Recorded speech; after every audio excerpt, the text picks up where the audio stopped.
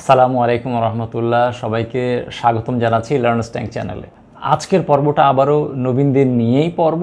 Basically আমার পুরো চ্যানেলটাই তো নবীন অ্যাকোয়ারিস্ট যারা আছে তাদেরকে ঘিরে। তো আমি একটা জিনিস অনেক লম্বা সময় ধরে দেখেছি যে নবীন অ্যাকোয়ারিয়ামের হবিতে আগ্রহ হারিয়ে ফেলার একটা অন্যতম কারণ হচ্ছে যে তারা শখ করে যে অ্যাকোয়ারিয়াম দিয়ে শুরু করে সেই অ্যাকোয়ারিয়ামের মাছগুলো একে একে একে একে সবগুলো মরে যায় এবং এইভাবে ওনারা মাছ পালন বা এই অ্যাকোয়ারিয়াম হবিতে আগ্রহ হারিয়ে ফেলেন। তো আমি নতুন হবিস্টদের অনেক কেস পর্যালোচনা করে দেখেছি আসলে যে তাদের এই মাছ মারা যাওয়ার পেছনের অনেকগুলো কারণ আছে। তার মধ্যে প্রথম কথা হচ্ছে ভুল সেট আপ করা, যেরকম একটা কারণ, ভুল মাছ সিলেকশন করা মাছ মারা যাওয়ার আরও একটা কারণ। তো আমরা আজকের এই পর্বে, এটা হয়তো একটা সিরিজ হতে যাচ্ছে, তো প্রথম পর্বে আমরা আজকে ডিসকাস করব যে আপনার অ্যাকোয়ারিয়ামের জন্য কিভাবে মাছ সিলেকশন করবেন, অর্থাৎ আপনার অ্যাকোয়ারিয়ামে কোন মাছের সাথে কোন মাছ রাখা যায়, ফিশ কম্প্যাটিবিলিটি যাকে ইংরেজিতে বলে, সেই জিনিসটা সম্পর্কে আমরা বোঝার চেষ্টা করব যে কোন মাছের সাথে কোন মাছ রাখলে পারে একজন আরেকজনকে মেরে ফেলবে না বা খেয়ে ফেলার পসিবিলিটি কম থাকবে। এবং সাবসিকুয়েন্ট পর্বগুলোতে অর্থাৎ দ্বিতীয় পর্বে আমরা আরও ডিসকাস করব যে আপনি অ্যাকোয়ারিয়াম বা আপনার ট্যাঙ্কে মাছ কী ধরনের মাছ রাখবেন, সেটা সিলেকশন করার জন্য কি কি ক্রাইটেরিয়া বা বৈশিষ্ট্য রয়েছে।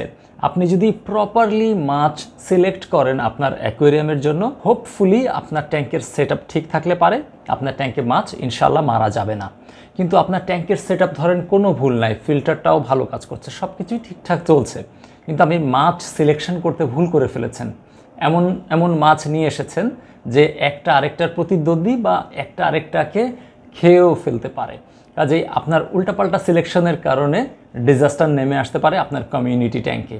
তো আমরা আজকে প্রথম পর্ব, এবং এই প্রথম পর্ব আমরা শুরু করতে যাচ্ছি এক্সক্লুসিভলি ফিশ কম্প্যাটিবিলিটি চার্ট নিয়ে, যেটা খুবই ইম্পর্ট্যান্ট। আমার মতে প্রত্যেক নতুন অ্যাকোয়ারিস্টের জানা উচিত ফিশ কম্প্যাটিবিলিটি চার্ট কী, এবং এই চার্টটাকে মেনে চলা উচিত, শুধু জানলেই চলবে না। তো আজকে আর তাহলে কথা বাড়াতে চাচ্ছি না, আমরা তাহলে শুরু করতে যাচ্ছি কিভাবে আপনি মাছ সিলেকশন করবেন সেই সিরিজে। চলুন শুরু করা যাক।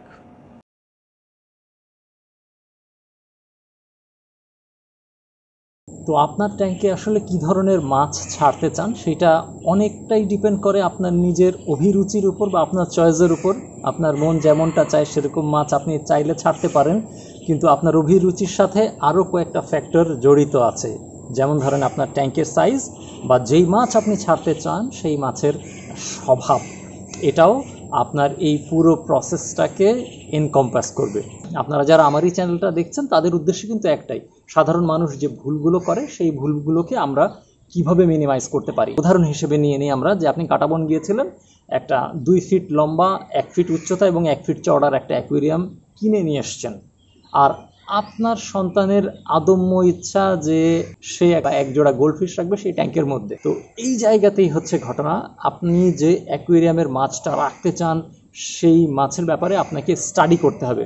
সেই মাছটা কীরকম, সেই মাছের সাইজ কত বড়, সাধারণত ন্যাচারাল হ্যাবিটেট বা প্রকৃতিতে সেই মাছটা কিভাবে থাকে, সেই মাছের অ্যাগ্রেশন লেভেল কেমন, অর্থাৎ মাছটা কি খুব হিংস্র নাকি শান্তিপ্রিয়, খুবই লাজুক স্বভাবের, নাকি সে একাই ট্যাঙ্কে থাকতে ভালোবাসে, টেরিটোরিয়াল কি না, এই মাছের ফুড প্র্যাকটিস কি, কেমন খাবার সে ভালোবাসে, জীবন্ত খাবার ছাড়া শুকনা খাবার খায় কি না, এই মাছটা কি নোনা পানির মাছ নাকি মিঠা পানির মাছ, ইত্যাদি ইত্যাদি পুরো বিষয়কে আপনার আগে স্টাডি করে নিতে হবে, এবং তারপরেই আপনি বুঝতে পারবেন আপনার মনের পছন্দের মাছ সেই ট্যাঙ্কে রাখা যাবে কিনা, বা সেই মাছের সাথে আর কি কি মাছ রাখা যেতে পারে।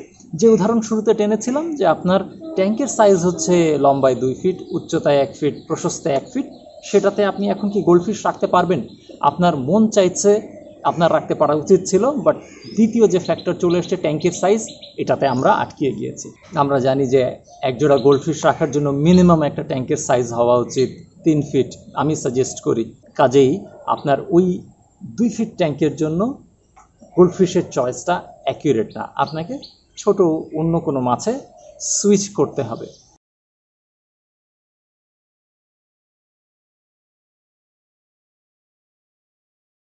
প্রসঙ্গত বলে রাখি, অ্যাকুয়ারিয়ামে মাছের ব্যাপারে অনেক ধরনের স্টাইল রয়েছে। অনেকে তার পুরো অ্যাকুয়ারিয়াম জুড়ে শুধু এক প্রজাতিরই মাছ ছাড়েন। তো এই ধরনের অ্যাকুয়ারিয়ামকে আমরা স্পিসিস অনলি অ্যাকুয়ারিয়াম বলে থাকি, যেখানে একটা মাত্র স্পিসিস প্রজাতির মাছ থাকে। হতে পারে যে আপনি রামিনোস টেট্রার যে স্কুলিং আছে, ঘুরে ফিরে বেড়ানো, এটাকে খুব ভালোবাসেন, কাজেই আপনি আপনার ট্যাঙ্কে শুধু রামিনোস টেট্রা রেখেছেন, স্পিসিস অনলি ট্যাঙ্ক। হতে পারে কিছু কিছু মাছ আছে ভয়ানকভাবে টেরিটোরিয়াল, তারা আরেক মাছের উপস্থিতি সহ্য করতে পারে না, যেরকম ফ্লাওয়ার হর্ন, যেরকম ধরেন বেটা বা আপনারা ফাইটার ফিশ নামে যেটাকে চেনেন। তো এদেরকে ট্যাঙ্কের মধ্যে রাখলে দ্বিতীয় কোনো মাছ রাখার পরিকল্পনা করাটা মনে হয় না ঠিক হবে, অ্যাটলিস্ট সেই প্রজাতির। কাজেই একটা মাছ যদি রাখেন স্পিসিস অনলি ট্যাঙ্ক, আর কমিউনিটি ট্যাঙ্ক আমরা বলি যখন আপনি বিভিন্ন ধরনের মাছ একসাথে এনে রাখেন, যেমন প্লাটি, মলি, গাপ্পি আপনি একসাথে রাখলেন।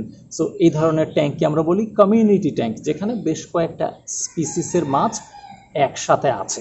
তো ফিশ চার্টটা আমরা ব্যবহার করব মূলত এই যে কমিউনিটি ট্যাঙ্ক আছে, অর্থাৎ আপনি বিভিন্ন প্রজাতির মাছ রাখতে চাচ্ছেন, তারা একটার সাথে আরেকটা কম্পাটিবল কিনা, একটার সাথে আরেকটা যায় কিনা, এই বিষয়টা জানার জন্যই হচ্ছে আমাদের ফিশ কম্পাটিবিলিটি চার্ট। চলুন তাহলে আর কথা না বাড়িয়ে আগে ফিশ কম্পাটিবিলিটি চার্টটা বুঝে আসি।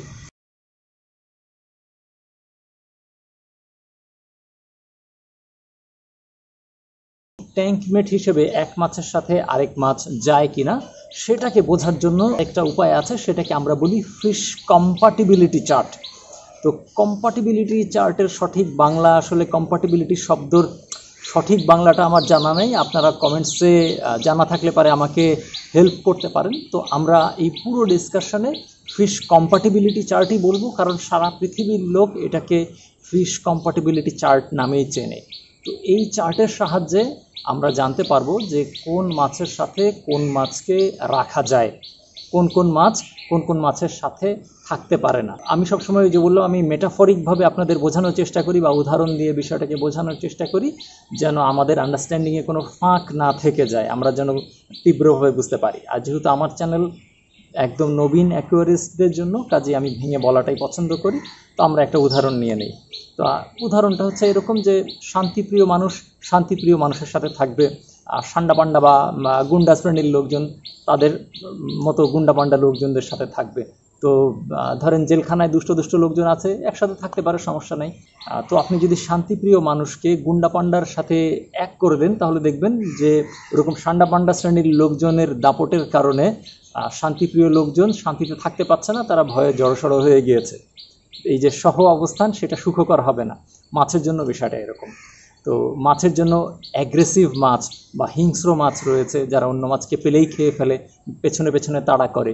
সেমি অ্যাগ্রেসিভ রয়েছে, যাদের কাজ হচ্ছে আরেক মাছের পেছনে লেগে বেড়ানো, দৌড়ায় দৌড়ায় ঘুরে বেড়ানো। আবার শান্তিপ্রিয় মাছ আছে, যারা কারোর সাথে পাচে নাই, শরীরটা বড়, নড়ে চড়ে কম। এই শান্তিপ্রিয় মাছকে যদি আপনি অ্যাগ্রেসিভ মাছের সাথে দিয়ে দেন, গুন্ডা পান্ডা শ্রেণীর যে মাছ আছে, সেটা সবসময় আপনার শান্তিপ্রিয় মাছের পেছনে লেগে থাকবে এবং তাকে বিরক্ত করতে করতে এক পর্যায়ে মেরে ফেলতে পারে।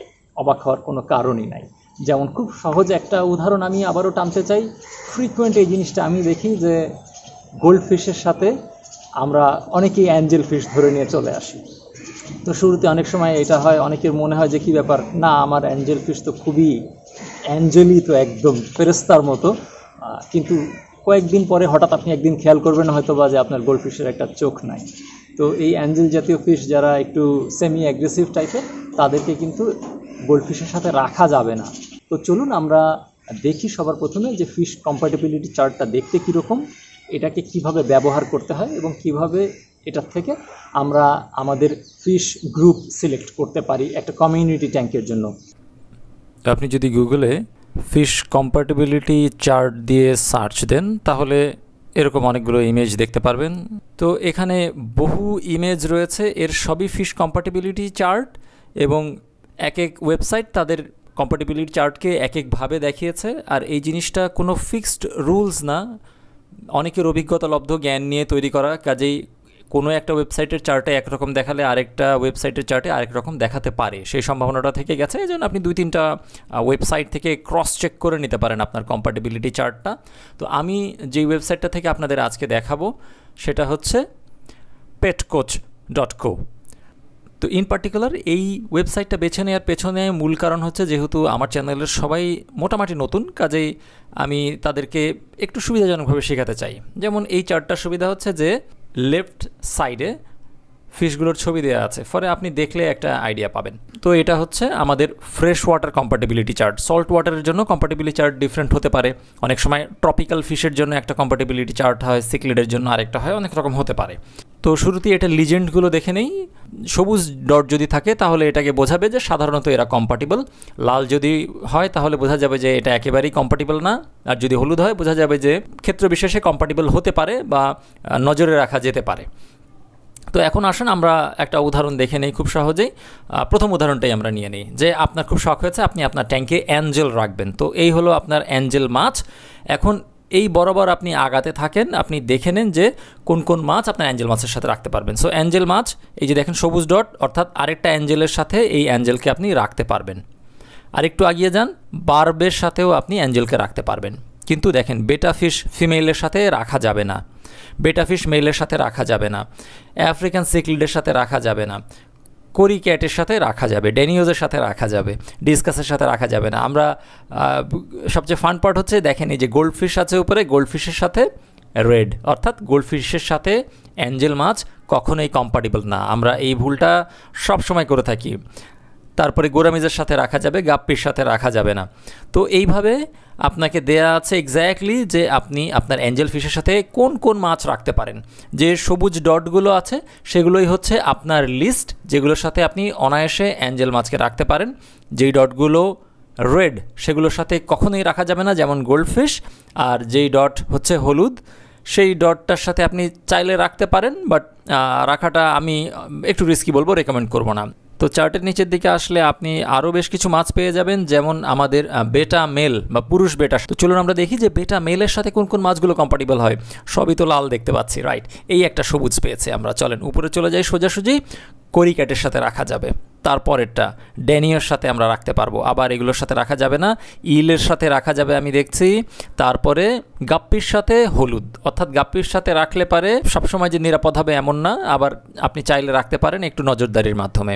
কইয়ের সাথে রাখা যাবে না, কারণ লেজ নিয়ে নিপিং করার একটা চান্সেস থেকে গেছে। তারপরে আপনি দেখেন আরও সবুজ আছে। সো অস্কারের সাথে আপনি রাখতে পারবেন, দেখেন অস্কারের সাথে রাখতে পারবেন না, খেয়ে ফেলবে সরাসরি। কাজেই এইভাবে আপনি আপনার যে কোনো পছন্দের মাছের সাথে সিলেক্ট করতে পারেন যে কম্প্যাটিবল মাছ কোন কোনগুলো, এবং তাদের মধ্যে থেকে আপনি বেছে নিতে পারেন ট্যাঙ্কমেট। আপনার শখ হয়েছে আপনি গোল্ডফিশ রাখবেন, তো আমরা চলে আসলাম গোল্ডফিশে। এখন দেখে নেন গোল্ডফিশের সাথে কী কী মাছ রাখা যায়। প্রায় সবই লাল, কোনোটাই রাখা যাচ্ছে না। গোল্ডফিশের সাথে গোল্ডফিশ রাখা যাবে, গোল্ডফিশের সাথে কই রাখা যাবে, এক ধরনের কার্প। গোল্ডফিশের সাথে লোচ রাখা যেতে পারে, এছাড়া প্লেকো রাখা যেতে পারে, যেটাকে আপনারা সাকার বলেন অনেকে। এর সাথে গাছ রাখা যেতে পারে, আর কোনো মাছই রাখা যাবে না। কাজেই গোল্ডফিশ আমাদের খুব প্রেফার্ড মাছ। অনেকেই গোল্ডফিশ দিয়েই শুরু করতে চাই, কিন্তু গোল্ডফিশের সাথে কিন্তু অন্যান্য মাছের কম্প্যাটিবিলিটি একটু কম। গাপ্পি মাছ আর একটা খুব পপুলার মাছ। তো এই মাছের সাথেও আপনি দেখেন কম্প্যাটিবল মাছগুলো কী কী। গাপ্পির সাথে আপনি বেটা রাখতে পারবেন, ফিমেল বেটা রাখা রেকমেন্ড করা হয়েছে। মেলও রাখতে পারেন, ওই যে বললাম একটু রিস্কি হয়ে যেতে পারে। একই সাথে আপনি কোরি ক্যাট রাখতে পারেন, ড্যানিওজ রাখতে পারেন, আপনি বিভিন্ন ধরনের ফ্রগস আছে সেগুলো রাখতে পারেন। গাপ্পির সাথে গাপ্পি তো অবশ্যই রাখা যাবে। তো এরকমভাবে আপনি আপনার টোটাল চার্ট এখান থেকে পেয়ে যাবেন। কাজে এই চার্টটা অনেক লম্বা একটা চার্ট, আমার কাছে মনে হচ্ছে খুব কম্প্রিহেন্সিভ চার্ট, তার সাথে ছবিও দেওয়া রয়েছে। আপনারা এই চার্টটাকে চাইলে ফলো করতে পারেন। এটা ছাড়াও আরেকটা ওয়েবসাইট রয়েছে যেটা aquariumindustries.com-এর। তাদের এখানে একটা ফ্রেশ ওয়াটার কম্প্যাটিবিলিটি চার্ট রয়েছে, এটা একটা পিডিএফ করা আছে। এই ফাইলটাকে আমরা ডাউনলোড করেছি। আসেন আরও একটা চার্ট আমরা দেখি। তো এই হলো সেই পিডিএফ। এইটারও সুবিধা আছে যে মাছগুলোর ছবি দেওয়া আছে, অর্থাৎ ছবি দেখে আপনি মাছগুলোকে শনাক্ত করতে পারবেন। আপনারা নতুন যারা ফিশ হবিতে এসছেন তারা অনেকেই হয়তো বা মাছগুলোকে হঠাৎ করে চিনতে একটু কষ্ট হতে পারে, তো এর সাথে ছবিটাও দেওয়া আছে, আপনার চিনতে সুবিধা হবে। এবার আসুন, এই হচ্ছে আমাদের কম্প্যাটিবিলিটি চার্ট। লিজেন্ডগুলো এখানে দেখে নিতে পারছেন।